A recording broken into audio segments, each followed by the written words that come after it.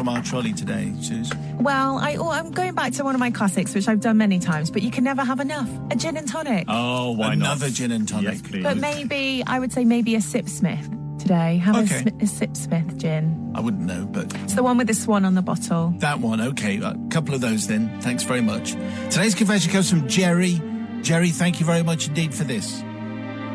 Father Simon, I was a schoolboy back in the late 70s at quite an old-fashioned grammar school, Porridge Court.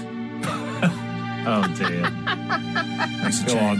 Yeah. As a teenager in those days, there were from time to time various crazes that swept through the school, like Conkers, for example. One of the crazes was for water pistols.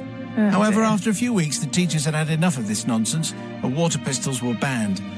However, we were not to be defeated, and we needed easily concealed devices for shooting water at each other.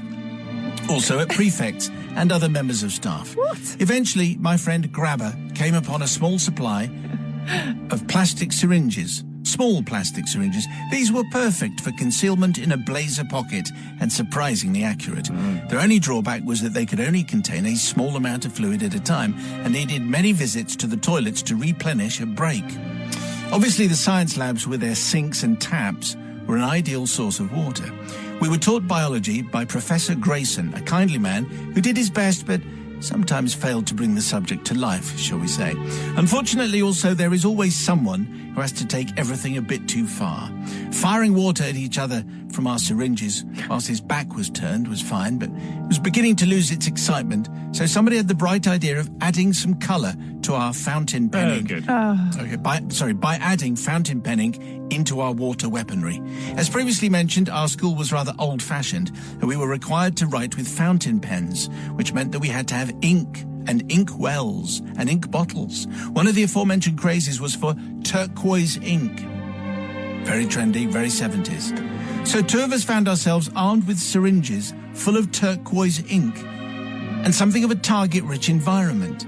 At the back of the biology lab was a large glass tank that contained hundreds of locusts that were used. I don't approve of any of the behaviour, by the way, in today's confession. Oh, dear. Contained hundreds of locusts that were used for study purposes and occasionally dissection.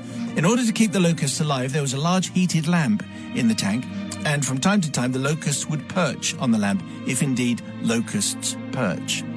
My main partner in crime, Grabber, nudged me and pointed at the locusts. Quickly sensing his plan, I checked that Professor G's back was turned and quietly slid the lid off the tank.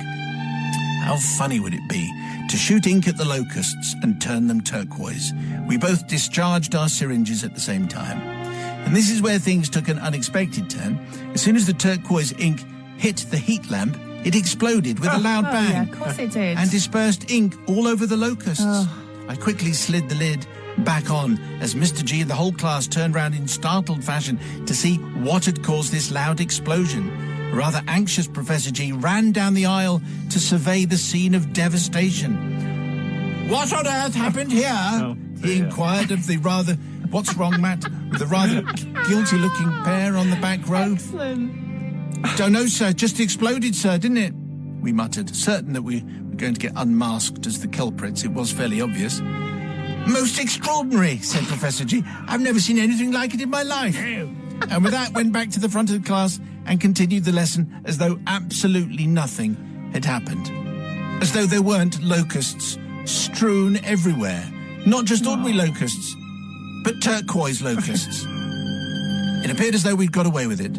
The syringes were ditched after that, and never again did we fire turquoise or any other colour at schoolboys, teachers or insects.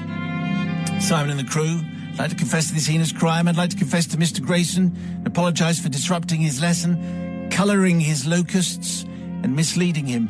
Mostly I'd like to apologise to the poor locusts who were inconvenienced by our mischievousness. Oh, but they were. I've rewritten that bit. Oh, really? I'd plead for forgiveness because, nice man that he was, Mr. G's lessons were a bit dull, and as restless teenagers we did tend to egg each other on sometimes. I also plead some mitigation because Grabber was actually the ringleader who should have known better, as he later admitted to me. I've borne the guilt for over 40 years, but now would like to come clean. Yours contritely, that's from Jerry. So, Sister Susie, what do you say? I mean, we can't approve of this kind No, of thing, Jerry, tut. Now, I do like your choice of ink because I've got my fountain pen, and it is. It's green more really, but similar aquamarine turquoisey colour. So yeah, I do approve of that. However, I don't approve what you did with the locust. I don't approve that you're squirting ink around. It's just you're in school. You should be learning. Just sit there and do what you're told. Not forgiven. Okay, thanks, head teacher.